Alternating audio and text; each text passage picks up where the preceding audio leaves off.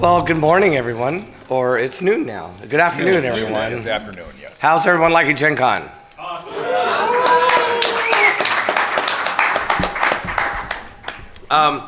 Thank you for joining us for one of our retrospective panels. This is a panel series that we curated to cover the last 50 years of tabletop gaming history. And today's panel is called Running Gen Con, the Inside Scoop. Yes, and we, so I have here on our panel today, by the way, my name is Peter Adkison. I'm actually qualified to be in this panel too. I kind of ran it for a while. Yep. Almost ran it into the ground, but that's beside the point. I got it. It's all right. Yeah, I know. So I will invite our panelists to introduce themselves and kind of give a short biography, and especially relating to their experience and their time running Gen Con. So I think we'll start here because it'll go a bit more chronologically that way with you on the end. All right, Skip. I'm Skip Williams. I was the director of Gen Con from 1980 through 1983, when we were going from sort of a living room sort of arrangement to something that was a little closer to an international show. So lots of growth managing at that time. My first Gen Con was Gen Con 7, I believe, at the Horticultural Hall. Was that 1974? That was Yep. B 70. 74. Yeah, that's right. The first year. Did you see the video coverage we have of it in the museum? I did. Were you in that? I don't think so. Okay. Yeah. So that's pretty much it. I mean, we were trying to do things. We did a lot of firsts at that period of time, and maybe we'll talk about them later, or maybe we won't have time. I don't know.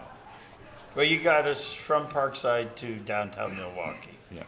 Well, setting it up Almost. and Setting it up, almost, yeah. and little Harold? things like national advertising Right. and computerization and Right. Yeah. stuff, minor stuff. I'm Harold Johnson. I've worked with Gen Con for years and years, but as director from shortly after he stepped down to into the early 90s. But my first experience was 1976. That's when I came to the first show and complained vociferously about a tournament. When I got hired in 1979 and was given my third project, which was the character record sheets, which were a year and a half late, I said, I'm not working on those. I'm going to be working on Gen Con because there's nobody here in the office. And we had only Joe Orlowski was running it, and he was off-site at Parkside. So I answered the phones and stuff, and the company went, wait, didn't we hire you? Or we your bosses? But that was being Gen Con. It's the House of Fire sort of effect. House of Fire. I was going to mention Joe. Yes. And when we got acquired, I stayed active by working for Peter with the auction. So that's where you'll find me. And I overlap a lot in there. My name's Dave Conant. I was one of the snotty-nosed high school kids hanging out at the hobby shop in Lake Geneva, growing up at the right time in the right place. And I first was introduced to Gen Con, I think, probably by Skip or one of our English teachers that was running a D&D game while we were in high school. And so my first Gen Con would have been 1976 as well. I graduated in 78, was kind of making some plans for going to college or maybe military service, and ended up getting a job at TSR instead, and wore a lot of hats in the early days, including running Gen Con with Skip as his assistant during the 81 through 83, so starting a little bit after him. And sharing in that 1980, 81 years was kind of sharing some of my time with getting the RPGA going with Frank Menser and things like that. So I was kind of splitting my time between Gen Con and RPGA. And then, like Harold, when Peter came along, I kind of was part of TSR during those early years, was part of the downsizing in 83, went back to TSR again in the 90s and ran their pre-press department, getting things kind of going from an electronic perspective, electronic publishing perspective. And then while I was there, took on managing the auction at Gen Con and did that with Harold probably 10 years or so till it came down here. Good afternoon. My name is Adrian Swartout, and I have been in the most recent incarnation attached to Gen Con since 2005, when I was down in the Bay Area, having taken a few years off from Wizards of the Coast. And Peter called me up and said he wanted me to come back to Seattle and work for him, so I did. And I started out as Director of Sales and Marketing, did that for a couple of years, and then in 2007, ended up in the position to be running the company and took it over because y'all didn't know what you're doing.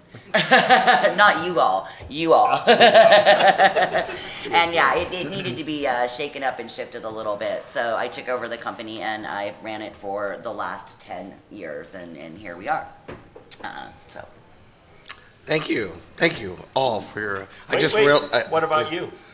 Let's see. My experience with Gen Con.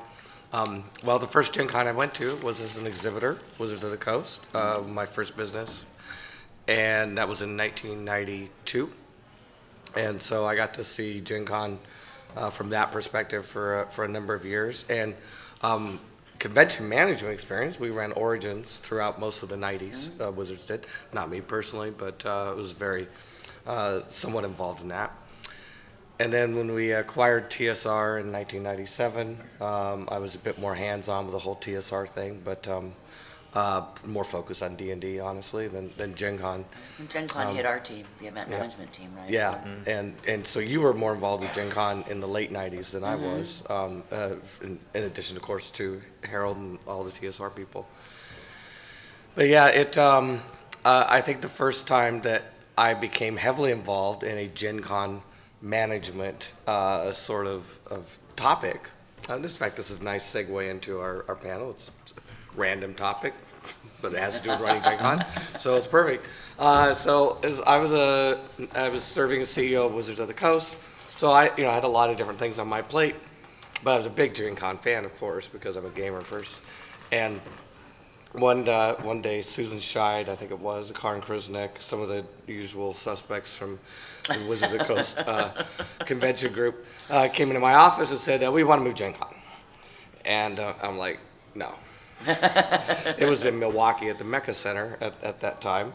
And then this was not long after the acquisition. I think this was, a couple of years. I think this was around 1999, maybe 2000, but 1999, yeah, because... and they're like, no, Peter, we gotta listen. We're running out of space. The city doesn't really want us there, and blah blah blah. And I'm like, no, we're not moving. No, sorry. It's like I like Milwaukee. I mean, and it's the Mecca Center. That's gamers come from all over the world to the Mecca Center. We can't move. And but then they tore down Mecca, put up the Midwest Express Center anyway. Yeah, I know they did. So. My number two at the time, a guy named Vince Glory, he saved the move, and he came. He caught me a little later in the week. Said, Peter, you got to listen to those gals about moving to Gen Con. I was like, oh, Vince, we can't move Gen Con, blah blah blah. Peter, you need to listen to him. Really? Yeah, you really do. Okay. So I had another meeting with them. They came back in. Showed me, talked about the plan. I listened with a more open mind, and so all the problems we were having in Milwaukee. It's like, okay, we'll move to Indianapolis, and so then kind of the punchline of the story is, of course, the fan base did not like this. Typical attendees at the time were not at all happy about the announced move to Indianapolis. I'm kind of in the same place you were. Yeah, exactly. Same reaction I had, and so. Gamers resisting change. So, so shortly after the move, shortly after the decision to move had been announced, I left Wizards because we'd sold the company to Hasbro, and so I was out of the picture for like about a year. And then in 2003 or 2002, I acquired Gen Con as its own entity, from Hasbro. And from then, until Adrian took over in 2007, I was running Gen Con. Well, as soon as it was announced that I bought Gen Con, of course I got this flood of emails and questions like, oh, does that mean we're not moving to Indianapolis? And I said, no, I made that decision the previous time I owned Gen Con. So, And one email from me saying, Peter, you're out of your mind. yeah, well, there we You go. gave that the attention it deserved. There we go.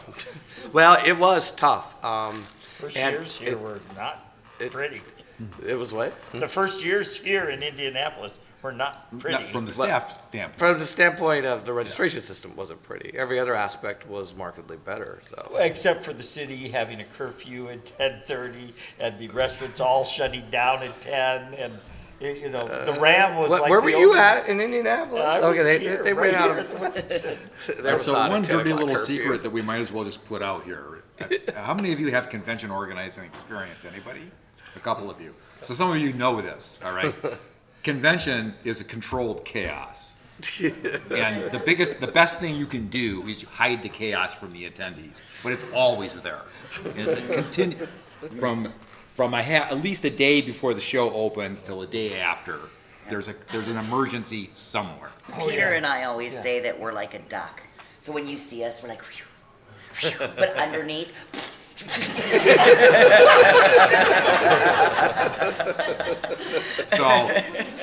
So I don't know if so the show was the show from the attendees' perspective, those first years was perfectly fine. Oh, they were great. But hellacious for the show, I think is probably correct. Yeah. Well, I mean, that topic of moving the show, it was. Well, it really is. Anytime we've ever reconsidered the topic, from time to time we have to think about and consider our options about Indianapolis or somewhere else. And whenever we do, I think back to the move and the challenges, and I'm really glad we lived through that. And what made the move successful was that it was so obvious that once we got the kinks worked out, the city was going to be Indianapolis was going to be a much better home than Milwaukee. And the gamers, even we had big problems with registration the first year and the second year, to be honest, but worse first year especially. Gamers could see past that, and they could see, okay, they get these kinks worked out. This is really a remarkable place to have a show, and so it's made us think.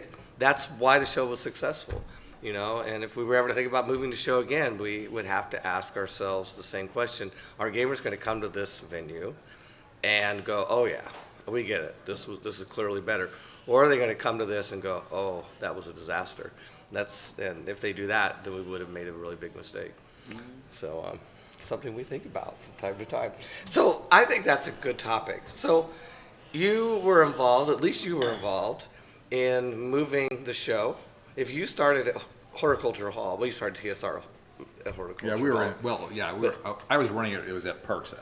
Okay, so you saw the move, and it went from Parkside to Milwaukee.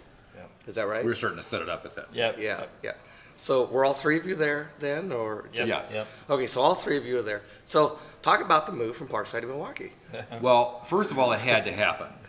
And one of the reasons it had to happen is because Parkside is a publicly funded university. So it was very bizarre because we had to deal with people at the student union who were perfectly happy to rent us the student union. It's like, no, we need the whole campus.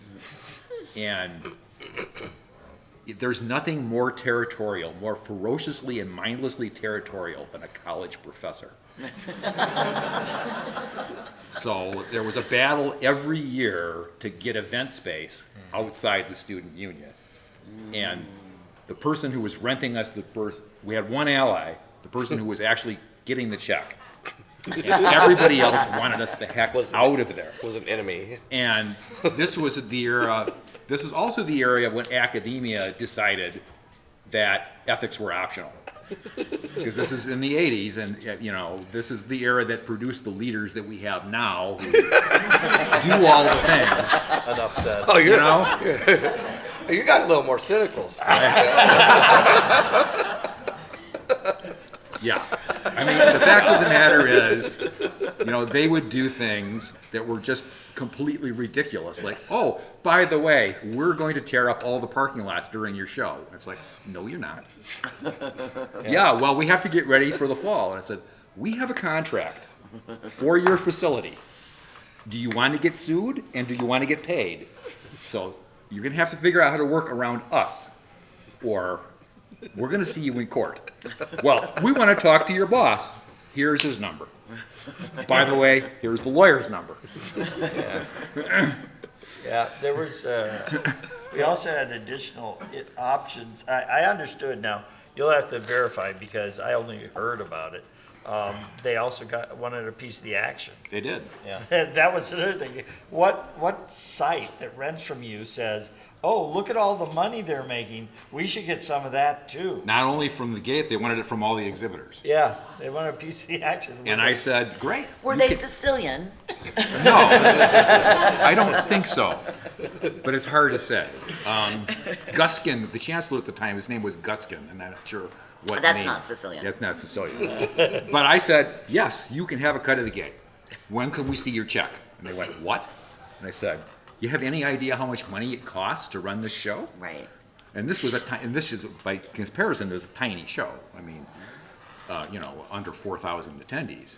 But, Well, that's we were, getting big enough to be yeah, but we business. were spending like 75 grand to put on the show, and depending on making between 50 and 60, generally speaking, depending on exactly what we're doing. So okay, that's fine. You can, that's fine. How big a cut do you want?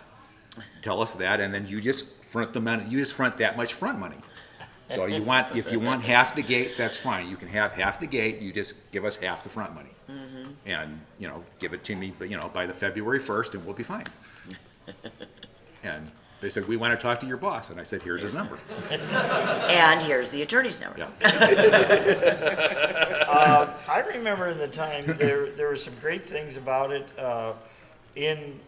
At Parkside, it was all in one connected building until the gymnasium got built. And then we put, and that was a trek. You had to trek across the campus to get to the dealer's hall. Everybody hated that. Yeah, but we did have. Was it as far as going to Lucas Oil Stadium? About as far, but there was It was no outside. It was outside. there was no covered access. It was And, just and originally, we didn't have Pleasant good air plantation. conditioning. They hated it. was They would awful. die. Yes, 100 degrees. But inside the hall, it was a maze and it was a dungeon, and those were great times. The bad times tended to be more things like crowd control. When we started, our dealers area was in a multi-split level area, not the Union, but I don't know what they It's what called they Main Place, and it was beautiful bunch of little area. shops. Glass on 3 sides and skylights and triple split level. Really a gorgeous setting. But we couldn't lock it up. We had to put guards there during the downtimes. It's like you had to keep people out because it was not a securable place. When we kicked the exhibitors out and turned it into the miniatures area. When we went to Mecca, Mecca's huge, and anybody who's been to downtown Milwaukee at that time will know that we took up all the space. Well, we didn't when we moved there.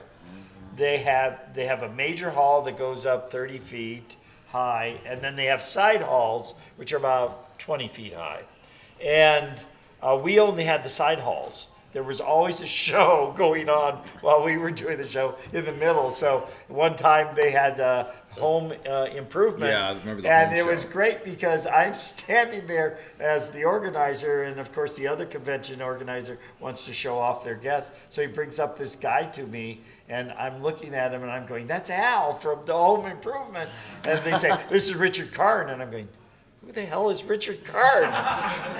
Because, of course, I didn't know the actor's name, but it was really nice. You got to meet guests at that time. We didn't have them. Our guests were in our industry. And it wasn't until later when we were starting to plateau that I said, well, let's talk about other people we can bring in. Let's talk about guests. And So let's come back to celebrities Yes. in just a second. Yes. I think I kind of want to. We jumped into this thing, and I'm kind of back up onto kind of a structure. What I'd like to do for this panel is kind of pick a topic because you're all from very different years. We are. So I want to get away from the chronological narrative and go for a topic by topic, and then it'd be really interesting to compare life now and then topics. So you mentioned that it's always controlled chaos behind, or the duck analogy. So let's talk about some of the crazy emergencies, or you mentioned mommy monsters. The mommy monsters. Yeah. Just things that would otherwise have driven you batty, and how you might They have did drive us batty. handled it. Let's start with Dave since. Dave brought it up first, yeah. Yeah, well, Oh, a couple Dave, of sorry, the things, there was some of the things that are behind the scenes that you guys would probably never know about, or at least very few attendees or customers would ever hear about. There was always this, again, when Skip and I were doing it, this was in the era when TSR was, going through a huge increase in their sales and growth of the company, and but there was also that was also the time when there was huge debates in the country around the ethics and the moral aspect of D&D and the Satanism, the suicide of Dallas Egbert and James Dallas Egbert, I think his name is. Yep. And there was another person as well, and that just brought in all kinds of stuff. So there was all of this negativity around the whole aspect of TSR and D&D, and obviously as Gen Con being the spotlight of the TSR company and the industry, it was definitely a target for those who wanted to kind of protect their kids or to do any kind of a debating or any kind of things like that. And there were times when we would constantly get phone calls.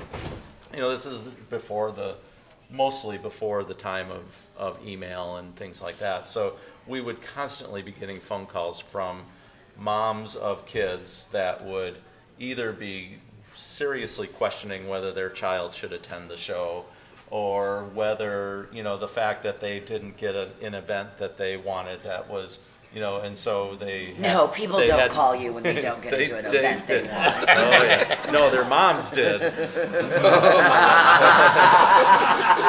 And so we somewhat affectionately started calling them mommy monsters. Actually, the term mommy monster is something I stole from Kim Mohan. Kim Mohan was the editor of Dragon magazine at the time, and he used to say, well, we got to watch out for the mommy monsters whenever he was making editorial decisions. That's where the term comes from. Yeah, and we kind of started taking it beyond just the term. We even started talking amongst Skip and I around in the office about there were different types of mommy monsters. So we were going to put a manual together, a monster manual, of the different types and the strengths that each had. And So Adrian, do we get anything like that anymore? I mean, do we get?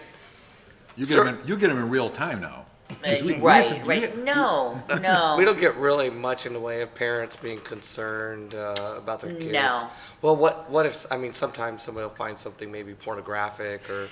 If anything, it's there's too much side boob in your cover of your magazine. Nobody likes that. And I like it.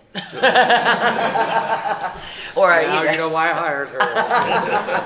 But yeah, I mean that's I think what we face in this day and time, just because we're going through such amazing cultural changes. Yeah. Or maybe it's Ajit if he's found something he didn't approve. He's always on me about that. Yeah. But I would say that's what we see the more often is you have an all male panel, you have an all female panel. Why isn't a mixed panel? I mean, it definitely comes down to diversity in the industry, or perhaps what art looks like and any objectification of women or not in a way they're interesting conversations to have, but sometimes it's just it's a program cover, man. We can't do anything right. It's almost like we went from being too progressive and too cutting edge to and some would say not progressive enough, maybe. Yeah. Although I think we're way more progressive than it definitely a lot of shows seems to out there. follow the trends of of The national conversation. Yeah, exactly. So back then it was morality and Satanism. Now it's, Inclusiveness. Inclusiveness and diversity. Yeah, exactly, yeah. Yeah, yeah. Well, and then you've also got the situation is you've got just the national averages starting to catch up with you various ways, right? It was, after my time, but we had the first death at the show. That was when was that? That was in the early 90s, right? Yep, Somebody stroked out and died right at the show. Boom. yep. It's bound to happen. It's just bound to happen. Yeah. Yeah, I mean, at some point, you can't have this many Right. people Right. together year over year. And a couple of years before that, we had the first death on the way to the show. Somebody, fell asleep driving from the East Coast and crossed the Meridian. And, Oh, that's and terrible. it's like, okay, we have to cancel all this person's events because he's Gone. gone. So, other chaos behind. This is a good topic. I know there's a lot. There's a more. lot. There's a lot more. So, But focus us. yeah. What kind of chaos? Any kind of chaos. The topic Well, is you know, chaos. Chaos behind the scenes. The best laid plans of mice and men off go astray, so you have all of that stuff, things that just break. The toilets back up. Yeah. And again, at the Parkside era, having me speaking so lovely of their staff, oh, well, it's the weekend and it's between terms, so we don't have anybody.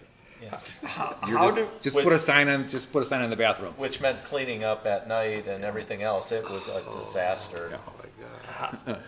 they would always go to the bosses, the people running the show, and ask us to fix things, and it would be like, do you know the janitor's number? Do you know this? But part of the chaos, part of the problems we had early on was, where the heck is Skip? Where the heck is Dave? Where the heck is Harold? So this was the time before cell phones. Yep, We had pagers. They didn't work. didn't work. They didn't work. That's right. We had walkie-talkies. They didn't have enough range or enough battery or power. enough battery power. I started wearing my hat for Gen Con. People know me for my hat. I make sure when I come to the show, I wear my hat. I sneak into Game Hole and put my hat under my arm so nobody will stop me. And somebody recognizes me, and it's like, okay, I'm not going anywhere for a while. This is a result of Merle Rasmussen. They were always trying to find me and say, where's Harold? Like, where's Walter? Where's Harold? And you could stand up above in the restaurant and look down and say, they're over there, but you couldn't see Harold. And Merle always wore a straw Panama or a Hawaiian shirt and mirrored sunglasses. Yep. It's like, why are you doing that, Merle? And he said, well, that's my persona. I am the administrator, which is the DM for Top Secret. I said, hats. I have hats. I love hats. I have all these hats at home. So I went and put on a hat. And most of my squad of managers and team managers started wearing hats too, because they could say, oh, you want Harold? He's right there, the guy in the hat.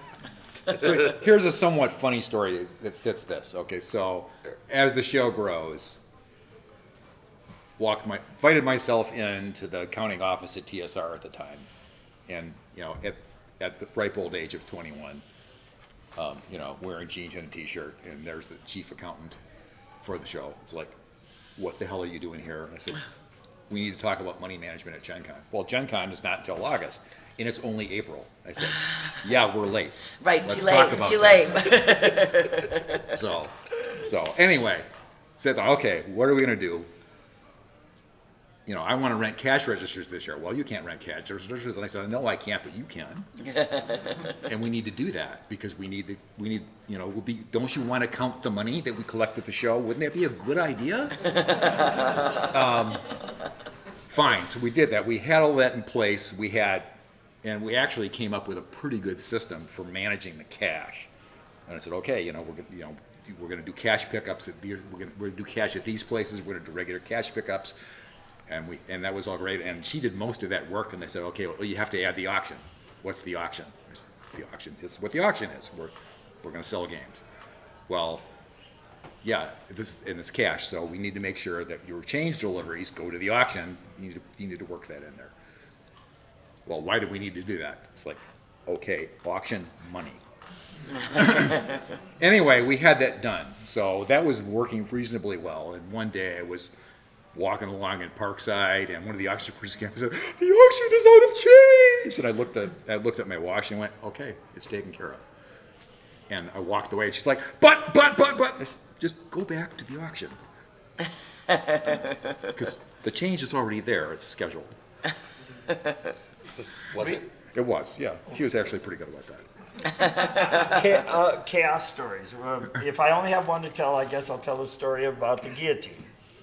That sounds good. Wow. Yeah. We had, that sounds like- Oh, yes, I remember unfortunately, I'm caught on all sides. I'm running the show, and the people who bring in the guillotine are friends of mine. This guy, Todd Fisher, ran Emperor's Press, and he decided it was the anniversary of the French Revolution, and he would build a working guillotine. What Awesome. What could go wrong? And he brought it to the dealer's hall where he had a booth, and he starts off by chopping a head of cabbage in half to prove it's a working guillotine, and then he locks it down. But he has to have a working guillotine there.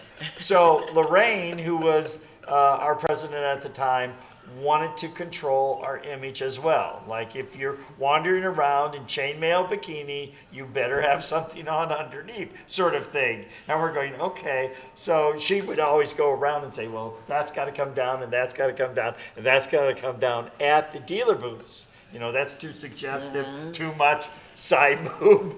And we go, okay. Mostly my concern was, that's ripping somebody off. You cannot sell that. But, so we have this, and she wants the guillotine removed. And they say, we paid for this booth. And they said, we're not hurting anybody. It's chained down. I do not need this instrument of death on the premises. Do you know what business we're in? Okay, fine. So we go and we say, no. And they say, we're suing you. And my buddy Jeff is the lawyer for this guy. And so Jeff presses the suits against TSR. And I'm caught in the middle. Lorraine wants to sue back, and is like, we're trying to run a show, really? Do we have to have a lawsuit now? And finally I had to take him to his side and say, Jeff, what's it going to take to go away? Well, if you do this and this, we'll take the guillotine off the floor. Fine. But you owe me. That's up. No guillotines, by the way. You don't have guillotines here, do you? Nope. We have a no guillotine clause. Apparently, I know where it comes from now. It's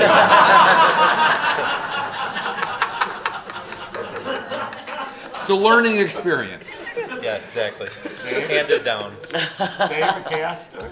Probably one, I don't remember tons of detail around this, but probably the one that really comes to mind the most is, again, at the Parkside years, that was at a time when those groups would get together, and they'd have like these secret assassination game things. And they'd have like paintball things or Nerf Ping balls pong or balls. whatever it was that darts, whatever it was they were using at the time. And Parkside was a perfect place for games like that because, you know, like Skip was saying, or Harold was saying, it was just a maze of hallways and rooms and different levels and all kinds of stuff. It was perfect. Quarter-mile long skywalk, too, yeah. Yeah, exactly. And so it was a perfect area for them, but our lawyers got involved, the security for the university got involved, and on top of that, they were getting pretty aggressive in their play. So lots of running down the halls. I was at the opening ceremony, and the Do not not run. run. Yeah, very drilled in here. Congratulations for that, for making it a point.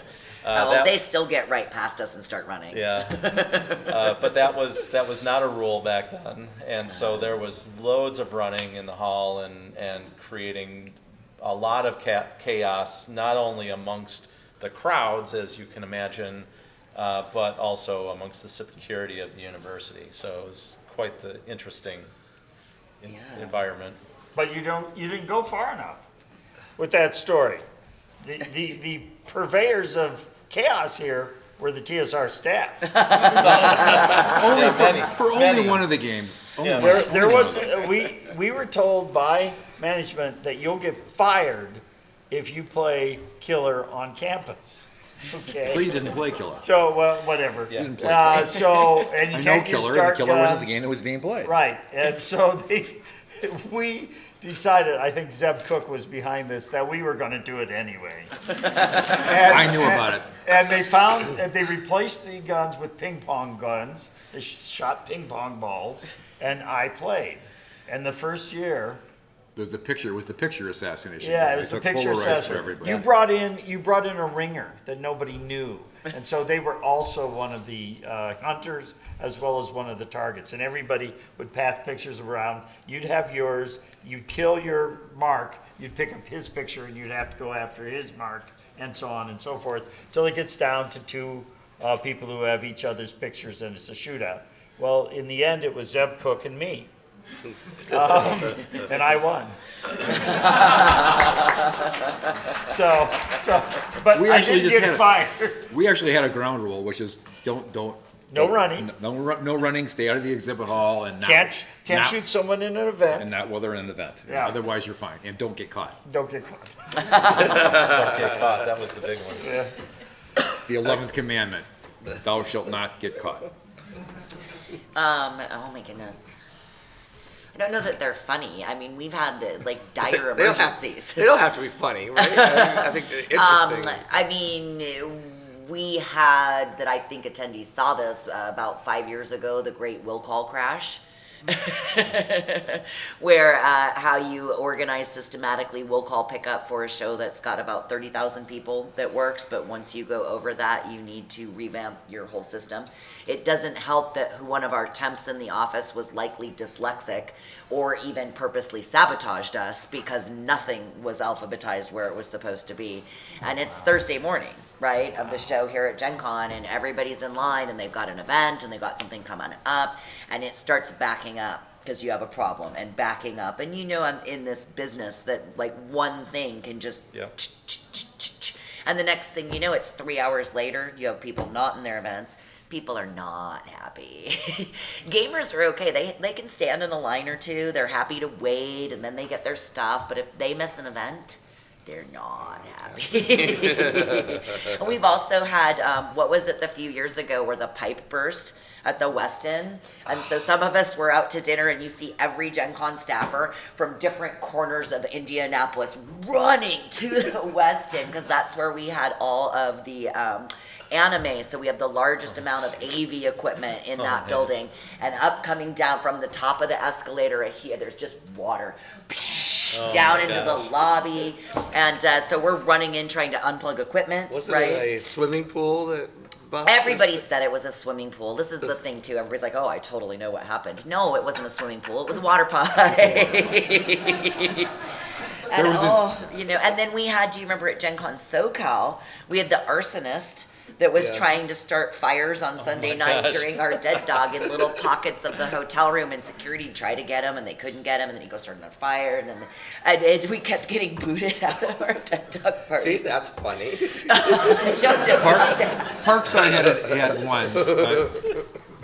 At the time, the great tradition was the Gen Con thunderstorm, because we were just lucky that day. There Right. was always a hellacious thunderstorm at some point, and Midwestern thunderstorms are really sights to behold. And they're beautiful. So one year, thunder and lightning, wrath of God sort of stuff, and one of the skylights at Parkside developed a very tiny little leak. And it dropped right onto the fire alarm and set off the fire alarm, closed all the fire doors in all the buildings. And somebody said, "It's a tornado, get to the basement." There's a rush to the basement, and here I am going, "It's not a tornado, it's a fire alarm. You need to get out of the building."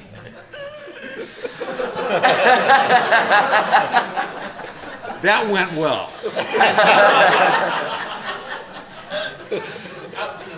Yes. And it turned out they popped the fuse and everything was fine. We had to reset all the doors, but I don't remember, there was this one other time too that I don't remember exactly when this happened. I was trying to recall and I can't remember. When was it that this was before the computer era? So we would have these hundreds of events, and I we think I would know be where selling this is going. tickets, and they would be printed tickets hanging on Pegboards. a pegboard. And every, if there's 20 seats in an event, there'd be 22 tickets or something like that hanging up on the wall for the alternatives. And so there's this huge, 20-foot long board with thousands of tickets hanging on it, Oh, it crashed. and it crashed. Yes, I remember that. Do you remember? I don't even I do. remember how we Poor dealt De- with that. Well, Debbie was like, one of our Set it up wonder and put it kids back together. Was Debbie Pouch was my secretary, and then later Lorraine's secretary. And Debbie, she was a trooper. She took over the event rig and systematized it. It was. She was trying to work with what was set up, but yeah, I remember that whole thing coming down. And her girls, that would be Carol Hubbard, and Yeah. they went in and they just were looking, and somebody was sorting as other people were paying, and we're dealing with customers. Yeah. At the same time, talking do you about- have? And some gamers were late to their event. Exactly. Yes. We had when I took over the show originally. The very first show I did was a nightmare. It really was. All our lines were horrible. We had lots of fail to get to events. And as the new director of the show, the manager wasn't dealing with it. The manager was curled up in a ball, literally in a storeroom crying. And I couldn't Well, have we've all that. done that running the show, Well, right? yeah, At some point. yeah, but you don't do it in the midst of the chaos. You do it later. So Right. I went out and I started working the line and apologizing to people, and you wouldn't believe gamers are an incredible people. You Yep. guys know this. You're gamers. Yeah. They'd get to the front of the line. They'd swear at me. They'd tell me how bad it was. I would explain the situation to them. Said I can do one of three things. The first, I don't want to do it. I can give you your money back and you can go home and be disappointed. Two, you can understand, maybe I can give you a generic ticket as a way of apologizing. Or thank God for the RPGA. They were great. They were like, we'll just run more events. Yeah, we'll do We'll more." get them over in the RPGA so I can do it. That was great. And the third one was, or you can become part of the solution. I had people who said, you need a line manager. I'll stand here. I've missed my event. I will get them in the right line. I've stood in the wrong line for an hour, got to the front, found out I was in the wrong line. I'll do this for you. And we got through that year because the gamers understood and stepped up and helped us do it. So That's good. Giving them something to hold helps too, yeah. That was a great way. If the Conant is a little show, okay, grab a case of programs, have it ready. Oh yeah, to do programs. And then they're simply looking at programs. Okay, so let's going from chaos on our part. Let's as organizers, let's talk about chaos and exhibitors. Or That might still be underclassified. I don't know if enough time has passed for me. Well, You all. let me clarify my question and see if we have anything on this. If not, we'll move to something else. But basically, like, what's the weirdest thing you've ever seen for sale at Gen Con? Oh. Or what sort of any stories of people having interesting encounters on the exhibit hall floor? One immediately comes to mind is something that is actually fairly innocuous. That the first time that we ever had somebody sell the dice roller, you know what I'm talking about? Dice tower, where you put the die in the top and it falls out the bottom. I'd never seen one of those before. So this was a guy who was determined that he was going to steal all the dice business in the world from Lou Zaki. All right, and yeah, you have to know what's going on to understand quite how funny that is, because it's just not going to happen. Lou's not going to lose that business until after he dies for various reasons. But so this guy got here, and he took his stock and he built a 4-foot wide, 7-foot tall, giant dice tower, and it was really cool. Like you do. And and he put it at, and he actually had it, and he put it in there. And when he got done, he had like 10 dice towers, 10 dice. He had like 10 product. He had 10 items left to sell. He didn't have any product left. He put it all in a display. He had nothing else to sell. And it's like, okay, I'm glad you came, but I'm not sure why. So not quite exactly what you had in mind, Peter, but there was just that's got to be the weirdest exhibit story. I have one. Okay. It was this new I company. thought somebody might. Okay. There was this That's new good. company out of Seattle. And they had this card game. Now, I'd known the company for a while. I had talked with them. I knew quite a number of the You probably officers. Knew, you probably knew Lisa real well. Yeah, I knew Lisa real well. I had known her when she was with Atlas. I That's knew her Lisa when she was- Stevens from White Wolf before she came to Wizard of the Coast. And then before she's she went White to Wolf, Paizo. and now she's Paizo. Paizo, yeah. But I knew Lisa, and so I would meet with them while they were in their formation stage. So a lot of people don't know. I had a relationship with Wizards before they ever bought us. We were their official. My convention group was their official Magic tournament team. We ran it up into the Twin Cities for them.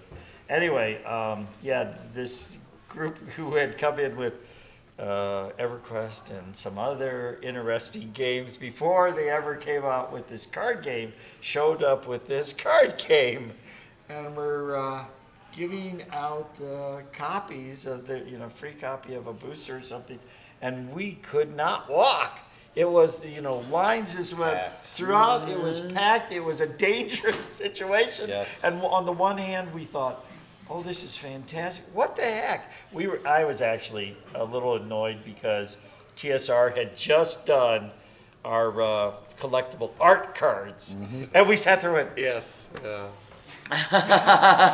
Oh, it's were we funnier than that. thinking? It's funnier than that, Harold, because they went to Lorraine and said, we should do a game with these cards. Yeah. She said, nobody's going to buy that. Well, and those art cards, just as a aside, that was why Berkeley Games, Mike and Janet down there, why they didn't go into Magic for so long. They were like the last big distributor to really take a big position on Magic. And Michael Sloan was like, well, those TSR art trading cards didn't sell. These don't. aren't They going to sell They don't either. even sell in the auction.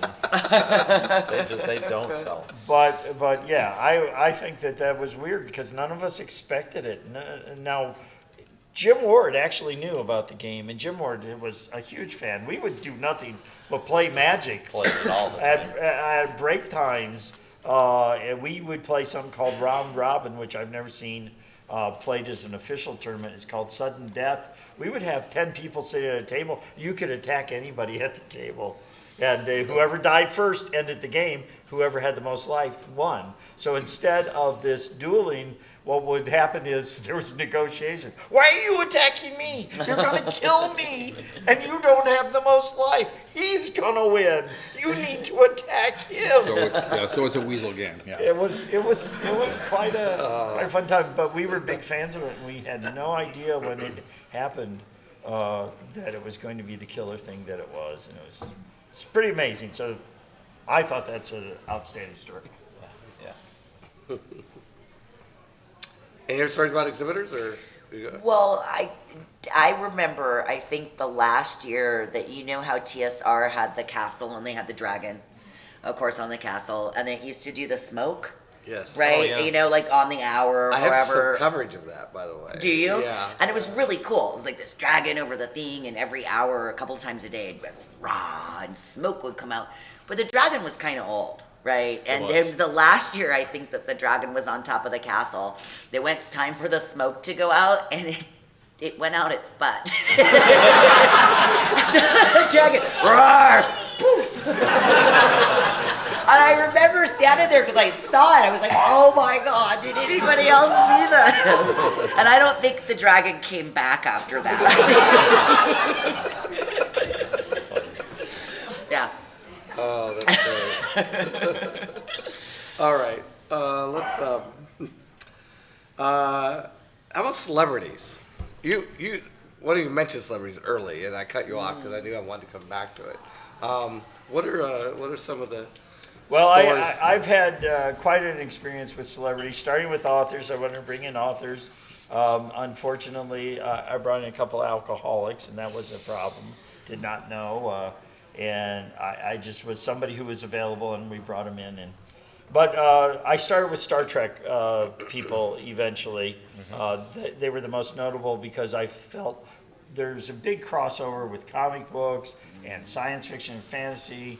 And my experience in conventions starts way back in the 70s. I have over 46 years experience running conventions.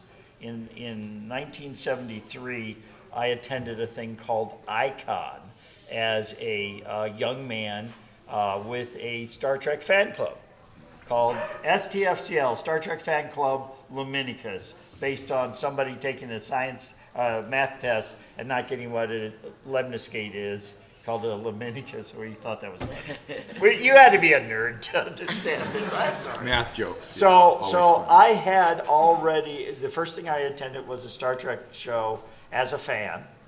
I was the vice president of a fan club because the president was fanatic. He was a good friend of mine, and I'm always into the positive aspect of people, and a lot of people did not like him. So I was made the vice president, and we get out there, and he's a big fan, and he's volunteered us for the fan club room to run it. It's the first show we've ever gone to. And then, of course, he goes away. And Harold runs the room. And Harold didn't know he was doing this. So that was one of my first experiences. So when I said, let's do Star Trek, or yes, I thought Star Trek is the person. And we went looking, and the big guys were way too much for us. They wanted $13,000, $14,000 up front. But Jimmy Doohan, George Takei, some of the other ones, Walter Koenig, were a lot less, around $7,000 to $8,000 upfront money. So we invited George Takei. And George Takei, wonderful man, if you've ever met him, great man. He was appearing, after we had contracted with him to appear, he was appearing at a show in Dallas, Fort Worth. And my sister lived in Dallas. So I'm down there, I go to the convention to see him ahead of time, and I run into Bijo, B-J-O, Bijo Trimble. Trimble, yeah. And Bijo is the professed greatest Star Trek fan in the world. And Bijo ran Icon, the one that I went to in '73.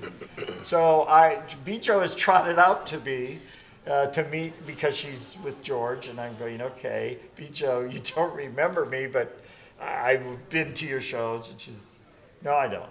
But you need to invite me to Gen Con. And we were just doing one guest, and suddenly and I'm thinking, well, Bijo opens the door to all of the Star Trek celebrities. So why not? I'll figure it out. I said, Bijo, if you come, you got to do a lecture, you got to do some things for me to pay for your flight and your room. But it's well done. And so our first experience was getting these people in. And Bijo, she did, in the end, we did a dinner, I think it was Saturday night, and we're sitting at dinner, and she's saying, Harold says that I started him in the convention business. And I said, yes, you did, Bijo. And she said, I don't recall it. So I'm telling her the story, and she says, fan club room. Who is your president? Richard Heim. Oh, I know Richard Heim. Oh my gosh. You're the stupid kid who didn't know your name. Because I would say Richard, and you wouldn't answer. Too funny. Too funny. And what makes it even better is she said that in front of all the celebrities at the dinner, too. So. Oh, that's hilarious. Skip, didn't we have a couple of the Star Trek guys there? I thought we had John Delancey, the guy that played Q in the. Well, yeah. So the weird thing about Gen Con and celebrities is it started out as a game con, and it's still all about the game. It's still all about the gaming. Yeah. The rest of it is nice to have, but it was absolutely all about the gaming, and there was really no thought given to having a seminar track or to doing anything with the guest, except that Gary and Mary Gygax were very good friends with Fritz Lieber. And they got Fritz to come 4 or 5 years in a row. But all Fritz actually ever did was appear at the dinner at the beginning of the show, and then he would walk around and schmooze with people. We didn't have, think about what we could have actually done with Fritz Lieber, you know. I mean, a panel, and he could have talked about Maywan and where fabric came from and all of that. And all that opportunity completely wasted because how the early convention didn't even have any seminar space. It was all game tables. And then, Fritz just got too old to travel. And then there wasn't any really celebrities for a while until TSR started buying art from Boris Vallejo. Yeah. And he did a he couple of was covers, and then somebody said, "Well, let's bring Boris Vallejo out," and then we had like 2 panels for Boris, and we had to find space. Okay, where can we kick the games out so that Boris can talk to 20 people at a time? Yeah. So it was very slow until people said, you know what, this is, gamers are fans. We can have fan programming as well as gaming because there's room. And I seem to remember him not being real pleased about things. He wasn't in a great mood that weekend. Well, I don't think he was particularly happy that with all there were 4,000 people there and only 20 of them showed up to see him. Yeah. Which is kind of the challenge Gen Con has always can be, has faced in modern days too. Most of our attendees are here to play games, or go shop for games. And it can be tricky to It really can. to draw a It really crowd. can, and that right mix. And when you talk about celebrity, we always have an artist guest of honor and an author guest of honor, and that makes sense, right? Because those programs for Gen Con have grown, and they have more than 20 people that attend the writers symposium and all of the wonderful tracks and the things, and then the art show. That they have a large audience, and even people who may not make it an annual kind of trek, you get caught up in as you walk through the art show and things. But we had done celebrities for a long time too. It's just a lot of work. It takes up a lot of space, and it can be so hit or miss unless it's somebody that people are a huge fan of, that they're going to line up and do autographs, and you're going to make back the money that you spent. Celebrities aren't cheap. Right. Airfare, a handler, an assistant, table, chair, guarantee, hotel. Well, and the other thing too is that you'll correct me if I get any of this stuff wrong. Because my hands-on experience isn't that recent, but the scheduling is often tricky. Celebrities' lives are around, getting a movie deal, getting whatever sort of thing that's coming along, and they don't like to block off parts of their calendar very far in advance. No. Where our motives are exactly the opposite. We want to know as early as possible, get them locked in, so we have time to market that they're going to be there, Right. figure out a programming that works with them, all that sort of stuff. So that's a challenge. There are shows that do this really well. There are shows that are really But that's good at what their celebrity. show content Yep. is wrapped Yep. around, is autograph and celebrity and Yeah. photographs and those things. So anybody that's attending that show, that's what they go there to do versus coming here to game. And so we've kind of just said, we're not doing that. It's not worth the time and the effort and the energy for something that truly isn't something that's incredibly well received. Yes, there's somebody maybe occasionally that people really like, but it's just too much work, and we can focus our time and energy on something else. Now, that said, that doesn't mean if there wasn't a great opportunity that came up that we wouldn't pursue that. I think one of the things a few years ago when we started shifting away from celebrities, we thought we'll do celebrities if they make sense. So instead of just this person here or that show there. And so that was the year that we went and we got the Guild. And that was great because that made sense. Everybody that was in that group, they're gamers. They came and they had fun. They, were more than just, kind of a geek idol or some such, that they were actual gamers in there. And there was about 4 or 5 of them, so they were all together. And it was just really cool, and they were incredibly well received. So we would do celebrity again if it made sense like that. Does it have a connection back to gaming? And is it easy enough to kind of book a thematic group instead of here, here, and here? It's too much work. Well, you've got the track system fairly well managed as well. So you've got the writer symposium and Right. but that's a solid track, and you can spend the whole weekend there doing that if Exactly. you want to, and that's the best cons do that. Well, yeah, and I think this year, by having panels like this, we're trying to bring in This is a more track. Sure, of Retrospective is a good track, just bringing more people from our own industry, and like I kind of like that. You know, I like what, you know, we have a lot of people, like everybody up here has worked really hard in this industry and don't get as many opportunities to be recognized for it. And so I think that's good. Something that probably should be said, and if you saw the 40 years of Gen Con booklet that was sold 10 years ago, one of the things that should be noted is this industry would not exist without one thing, and that is Gen Con. And I'm not saying that from the pride point of view of having run Gen Con or having somebody owning Gen Con. It is because it's true. Based on the history, Gary met Dave Arneson at Gen Con. Gary met his partner, Brian Bloom, at Gen Con.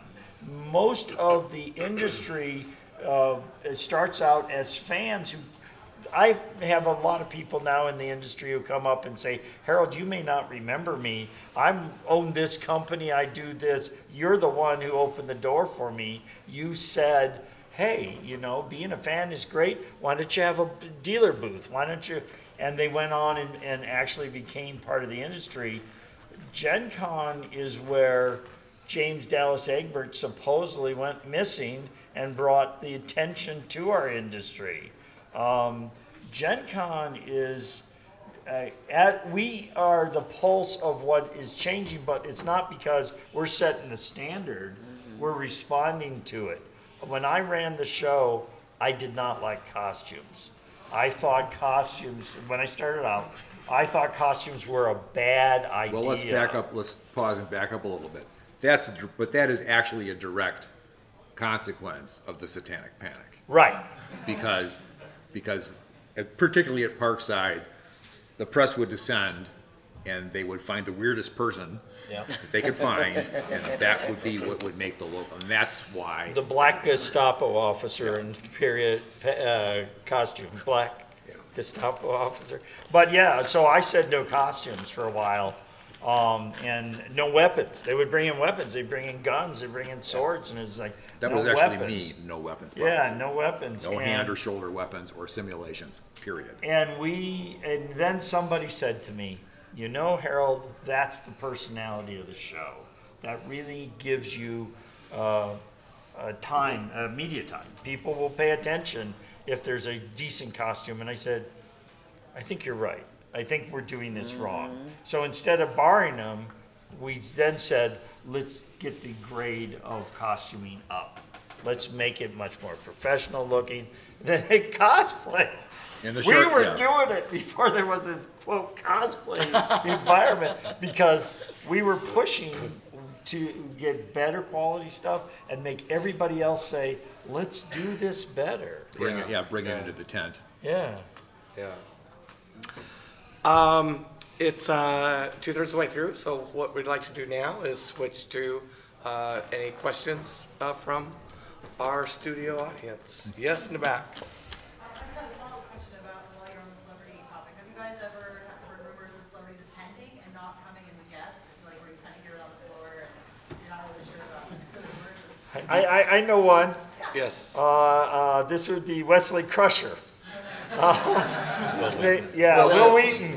Will bugged me for years because he wanted to come to Gen Con. First he wanted to come as a guest, and I would say no. You know, everybody hates Wesley Crusher. And actually, my convention business was financed by a store business, Strategicon, was the financier. Out of LA, and Will went to the hobby shop and frequented there. That's how I got the word. So yeah, Will Wheaton, who would sneak in so he could be at the show. And now he's turned nerdism into a positive in his profession. The kid, I don't remember the name of the actor, but the kid from E.T. who was running games, I don't know who he was. Somebody said, you should get the kid. And I went, okay. All the things that Adrian was just saying about how to get that, I said, you have no idea how tough that is. And besides, he's a minor. Oh, yeah. You know, Add we can't another have him layer as a of guest. complexity. But what happened in that kid, I don't know how far that went out, but in TSR they said, we're going to get the kid from ET. It's like, we're not going to get the kid from ET. Keep talking. I'm looking him up on our. Yeah, looking him up. I had, after we started doing celebrities, word got out that Gen Con was doing celebrities, and I did other shows, and I met Bill Mooney. I met a lot of people. I spent an entire day with Peter Jurasik, who's a wonderful guy. He played the Centurion in Babylon 5. Anyway, word got out, and I got a phone call from someone named June Lockhart. And she called me again and again. It was like, June, what can I do for you? Well, Dr. Smith, Zachary That sounds right. Taylor sounds right. was getting old and was dying, and they wanted to do a reunion, and they wanted different. Gen Con to bring Lost in Space to there. And it was like, ain't happening. I don't have that kind of money, June. Eventually, 2 years later, we got them in as basically exhibitors. So we had Angela Cartwright, we had Judy. I don't think we had Mark, the guy who was the lieutenant. Bill Mooney, we had June Lockhart, we had Zachary Taylor. We had all these people there that were, to us, our childhood, we were geeks about it. I don't know who anybody knows who June Lockhart is nowadays. She was Timmy's mother in Lassie, and then she went on The mom and the mom and but Lost in And Space. That was incredible. She did a Babylon 5 episode as well. yeah. Sam Witwer, who played Aiden on Being Human. Yeah. Big gamer. Has been to Gen Con. And his brother Michael Witwer wrote a book about Gary Gygax, Empires of Imagination. So that's how I got to know him. But I think it happens quite a bit here, where like people come who are famous, whether they're celebrities or just really famous authors or famous executives or whatever. That the geekdom has become mass culture now, and these people like to come. And for the most part, we just ignore them. I mean, let them have. If they're not coming as a guest, as a celebrity, they just want to have a good time. Then Our attitude is leave them alone. They should be allowed to be a gamer. Yeah, they should be. So we don't draw any attention to it, and don't even with each other really. Oh, I stalk them. You have the look. All right, you sir. I was just wondering if you have noticed, on the topic of celebrities, right? The development of board game designers getting the name on the box, creating a following that for gamers that like their style of games that they make. I understand what you're saying, like So Renier, do you have any Kinesia. reflections upon this, seeing them as celebrities, or if that's on the rise? I guess it's like in the last 10 Well, years or something. I think we quite a bit. We certainly like panels like this and so on, try to recognize them that way. But often working with exhibitors, oftentimes an exhibitor will bring in someone like a Reiner Knizia, or whoever, and then the exhibit. And in fact, it's sometimes Hollywood type celebrities will use that model. If there's a celebrity tie-in to a game and the company's big enough, usually one of the bigger companies can afford it, they might bring in a celebrity. But that's usually how it happens. We, in our industry for years, except for SBI,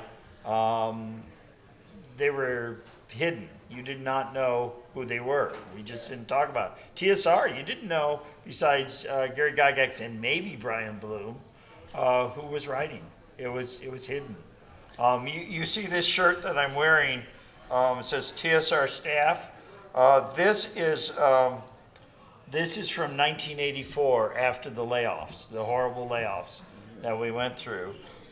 We were trying to figure out what we could do to boost our own morale, and it was suggested by a gentleman named Mike Dobson that we put ourselves out there as a unified front, that we are the designers, and we are still here, and we are still alive and kicking.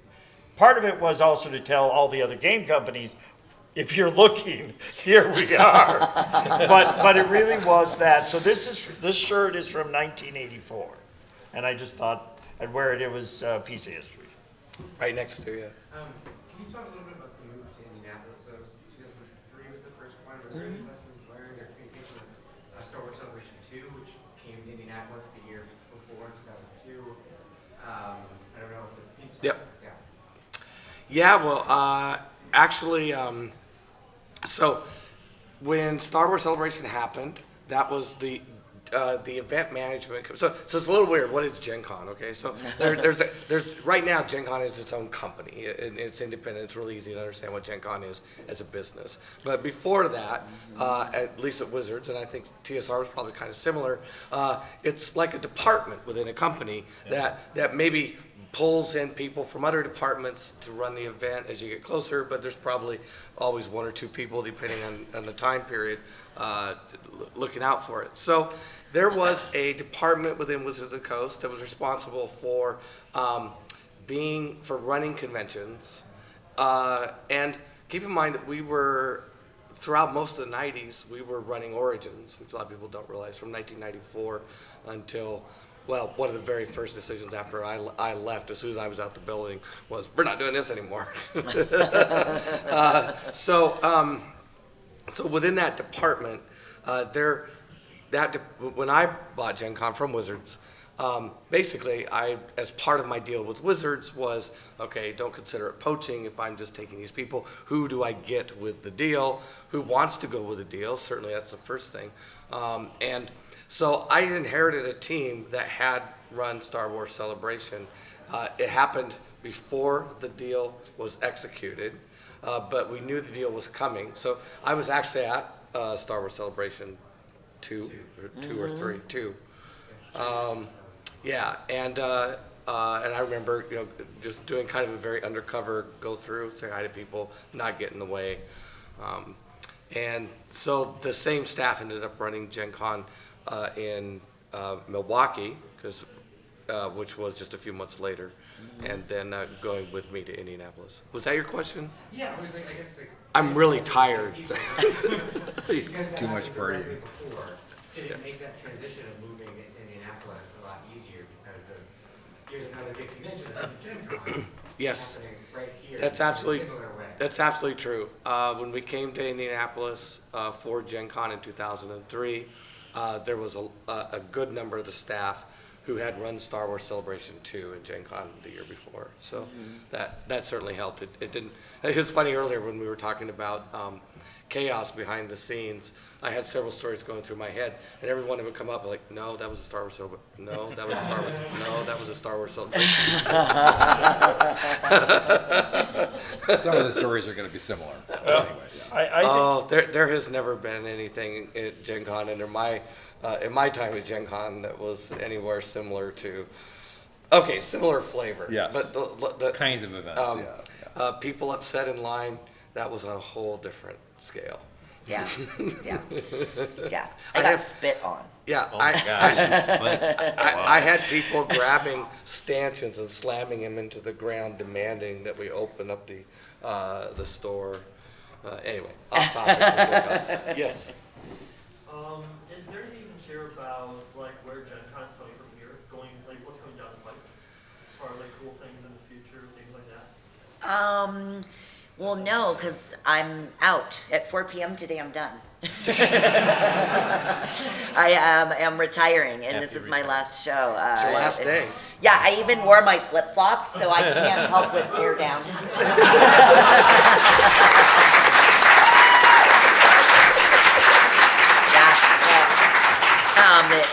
So we have a new president that we've been working with. I guess he started at the beginning of May, and he's an incredible guy. He has been in the hobby gaming industry for a long time and a little bit in electronic. And I'm not sure really what he's got lined up. I know that Peter and myself and our other two business partners are kind of happy with just making this Gen Con the best Gen Con that it can be and having a great experience, but who knows what the opportunity is. Something I figured out a long time ago, I think some of the worst mistakes I've made with Gen Con has been when I've been too creative. I think, I look at Gen Con and say, I think there's a very sort of straightforward plan here, and and it's I love owning Gen Con. I used to run it, but I discovered it's really fun to own it because it's a big party for gamers and people come and all sorts of stuff. Running Gen Con behind the scenes is all logistics. I mean, it's not fun. I mean, in a sense, it's fun interacting with the public and seeing gamers have fun, but it's space planning, it's registration systems, it's hotel contracts, it's all this sort of stuff. So I think for us, if I were to sort of project, I think as boring as it may sound, but I'll tell you, I think one of the top challenges for us going forward is to really understand motion, space and motion movement of our crowds. And where is everybody at? The reason our attendance is capped is that it's the risk of being shut down because of fire codes. That's really it. It's not, but the downtown area can hold a lot more people than here. Okay, 60,000 people last year. Well, the Super Bowl had 150,000 people in basically the same space. Okay, the Lucas Oil and the Convention Center and Georgia Street, basically this area, 2.5 times as many people, right? So it's not a matter of how many people can put downtown and get in and out of downtown. Although it was a nightmare, certainly getting during the Super Bowl. But it's a Super Bowl, who cares? I mean, it's Gen Con, who cares, right? It's like, get in there, woohoo. So it's like, how do we keep, however many, 10, 20,000 people trying to get into the exhibit hall at 10 a.m. on Thursday morning. Right. How do we solve that problem, right? Well, we could solve that problem. We're gamers, damn it. I mean, we without doing it with a stick, we could do it with a carrot. Like, hey, why don't 5,000 of you come over here instead? So that I think is what. Well, and I think we always want to be cognizant of the experience.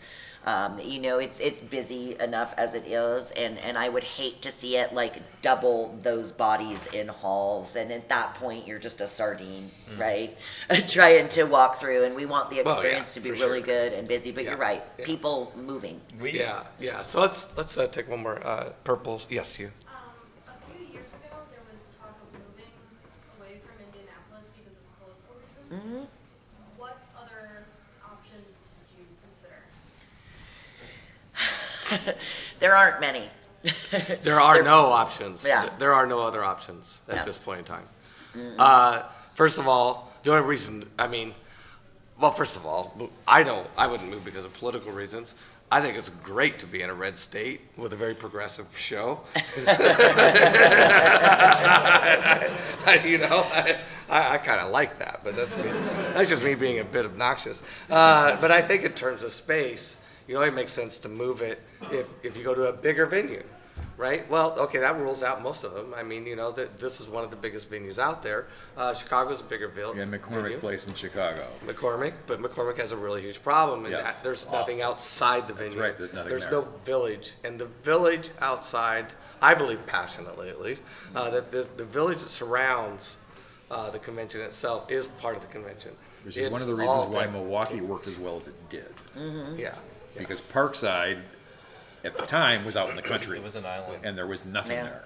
And that was great in some cases, because, parents could send their kids, and we could say, sure, But Chicago doesn't have that. And I think that would be a disaster for the show. I'd rather keep it here and deal with the problems of what it is. Yeah. Well, it would just exasperate the idea of people can't walk to the show. That won't happen in Chicago. Can't do that either. Let's do another question. Yes. The fan base is widened, the attendees of Gen Con has become more and more diverse. How has that changed your work or like the line of Gen Con? Because I'm guessing in the beginning when there's only a couple thousand people that they might maybe very specific within some types of games and like a niche. But today when there's 60,000 people, I think that's quite broad. How has that like changed your work with it? Well, I would say one of the things that's unique about Gen Con is a lot of people think that we run the events. They're Gen Con events. Every event that happens at the show, we have nothing to do with other than if we have a track that's supporting the person that's the organizer. So it's what the game companies, it's what event organizers, and it's what every single attendee submits to play, and that's what people want to play. So it's kind of organic. It evolves on its own in a sense as the crowds grow. The games that they want to play or what they submit or are what kind of coming around cyclically or big in the industry. So we just find space And schedule the times, right? And when you said diversity, I thought maybe at the beginning you were talking about gender and ethnicity, but I realized you were talking about types of games. And that actually diversity hasn't changed that much in 20 years. I mean, the last big new types of games, unless I'm missing something, were like trading card games, But when I bought the show, there were trading card games, there were role-playing games, there were board games, there's LARPs, there's Yeah, it may historical ebb and miniatures, flow. fantasy miniatures. What's more popular? Yeah, it'll game ebb and right flow. Wargaming. It'll ebb and flow in terms of what's popular. Absolutely right. Yeah, But all those categories have been there for quite a while. It's been And a while since we've had like a big new category. Electronic games were there already, and And it's really not due to the size of the show either. We're all involved with other smaller shows. We're kind of like alcoholics. We did Gen Con for a while, and now we can't get out of it, so we do other smaller shows now. And it's no different. Skip and I are very involved in Gary Con, and we have maybe 2,000 people there, or 2,500 maybe this year. So much smaller show, but we still have the diversity. Right. they have the these same guys have. categories we have. Yeah. Right? Yeah. One of the things that we found ourselves doing, and you might wonder why we're not just a game show anymore, but we are anime, and we're writer symposium, and we're art show, and so on, almost like a university with a bunch of colleges under it, is that it first came about Good with analogy. filling space. We would have more space than we had events. And somebody would say, well, I've got a bunch of anime films, and there's a whole crew that would love to just watch them. I'll just run them if you can give me some space. And that's how we wound up getting anime. I said, sure, we'll put this in here because it'll fill up the hall, and it'll give you something to do if you can't get into an event. That's I want you to important. be able to do something. That was- When we first came, both his time, before his time, and my time, line management, like you say, ebb and flow of traffic was a big problem. And the year I took over, nonstop chaos. The second year, I had it perfect. No, really. You walked in, you got your events, you were into the halls, and guess what? They thought there was no show. 'Cause there's no line. There was no line, there was no hall, there was nothing outside.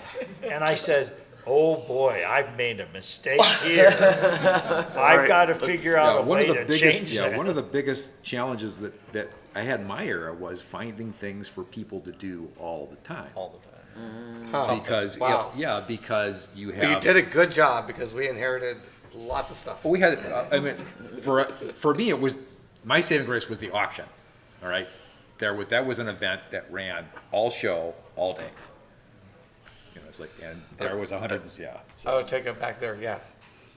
Thank you. I was just curious with Gen Con getting sort of larger and larger and larger, is there like a practical limit? How big can it get before it becomes unmanageable? No.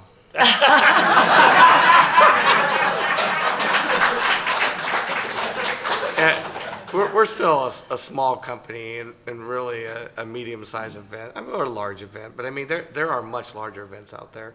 E3. Adriana had a good point, though, we always want it to be pleasant for people, and, how you define that's, of course, tricky, but you don't want it to become just a horrible sort of experience. So, I think in some cases, the capping we had to do this year, there's some good that comes out of this from a perspective of we've been growing at like 20% a year. We've doubled in the last 5 years or 6 years. Thank you. That's primarily a reflection of the popularization of tabletop games, and that's really what we're clapping about is that tabletop games have become so much more popular and mainstream. We were in a nice position to capitalize on it. But I think as long as we could We just handle have it. to keep up with managing the people moving yeah. and the crowds, and then Yeah. also, But- But the challenge is modular, really, right? Right, You know, right. so you But we have add- to catch up a little bit you add more operationally. modules You know, and- you can't grow 20% every year with a Right. 10-person company. journey and not be, oh my God, we're holding it together with duct tape. Like, give me a few months to actually make this work. Okay, I want to take another question on this side, because I was always on that side before. Have you guys thought about learning from like amusement parks or other very large facilities that handles, very large number of people? You're talking about ebb and flow, and it seems like, like Disney, they have that line management that, just down to a science. Yeah, we're working. We're working on it. I think we've got a good plan on how we're gonna tackle that. Let's do. You're sure your experiences were very accommodating or helpful? Do you have any stories of like exhibitors or people who were, you have to do this for me because I'm gracing you with my presence at your con? Oh, yeah. Can I start? Because it's going to evolve. So I'm going to start with the attitude of TSR running the event. And it's going to evolve into what it is today. Yeah. In the old days, TSR sunk money into Gen Con. As he says, we were spending more money than we were making on doing Gen Con. And the attitude of TSR before I took over was, we are doing you a favor letting you come to our con. We are doing the dealers a favor and so on, letting you be here at this show. And when I took over, I said, that's why we're losing people. You cannot take that attitude. This is a service industry. It's all about service. It's all about being helpful for people. We are not an industry because there's TSR. TSR is a blip.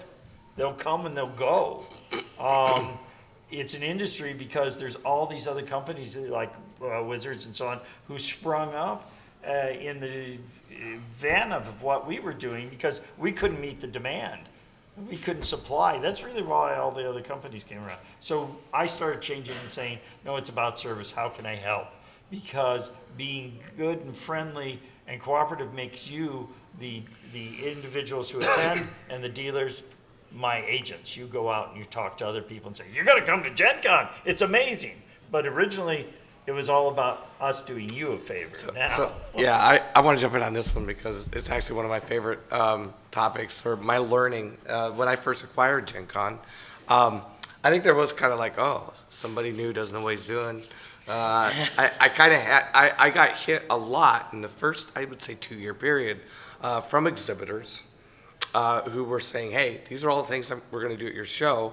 Look at all the value we're bringing to the show, and kind of like trying to flip the economics of it, like we should pay them to do that. And you could put your mind very empathetic, and so I could understand what they were saying, why they were saying what they were, and so I started talking about it with other people and stuff. And somebody mentioned to me, like, Peter, your convention, you have to think of your business to business relationship. Your relationship with other business is like that of a magazine. You're selling access. You're basically selling advertising. You're selling access to your attendee base. And so I refined my narrative and how I would talk about it to where if I had this conversation with exhibitor, I would say, listen, our business is 2 pieces. We have our attendees. It's about entertaining them, making them feel welcome, making their experiences as easy as possible in and out. But with you as an exhibitor, it's our business model. We're a business. We have to, we're in the business of selling you access to these customers. And so I'm glad you're doing these things. And it does, yes, it helps us that you're here and active, involved in our business. But of course we have to charge you for that because it's our business model. It's what we do as a business. This is how we make money as a business, is by selling you this access. The situation is exactly the same as if you're running a periodical and you're selling advertising.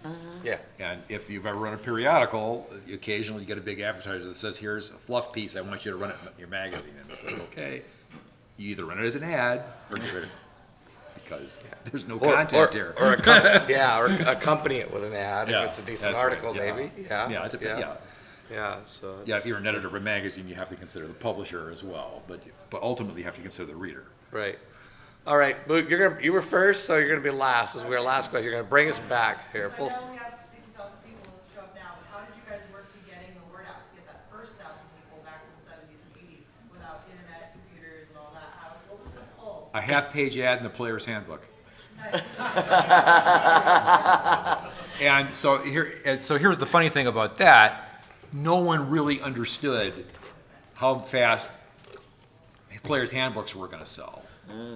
So there was this half-page ad in the player's handbook, and it said, "We run this convention at the end of August every year in Wisconsin. Write this address, and we'll send you information." And then all these letters arrived at TSR, and somebody put them in a box.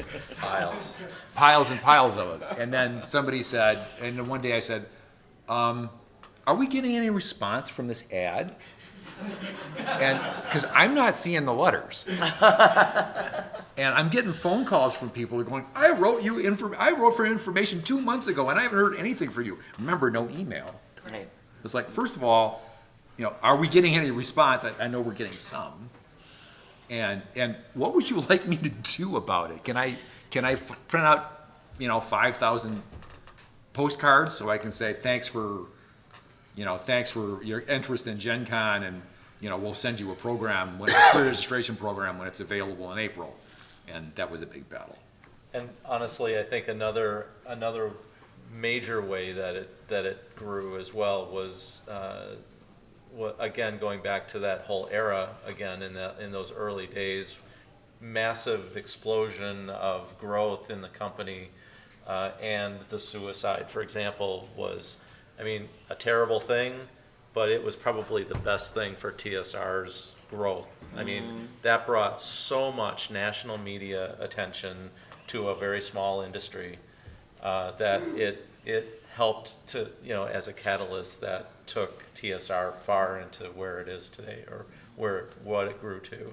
And again, Gen Con being the focal point, of TSR's public face, that was a huge part of it. I knew about Gen Con for years before I came to it, because as a gamer, as a role player, I was subscribing to Dragon Magazine.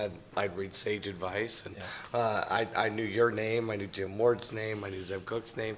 The Dragon Magazine used to have pre-registration in the magazine. Yeah, you used to tip it in. Yep. Tip it into Dragon. Yeah, Yeah. so I would get it, and I would fill it all out. I would go through, figure out what events I wanted to sign up for, put my name and address, the whole thing, even though I knew I couldn't come. But then I just wouldn't send it in. So that was important. All right, thank you very much for coming. All right.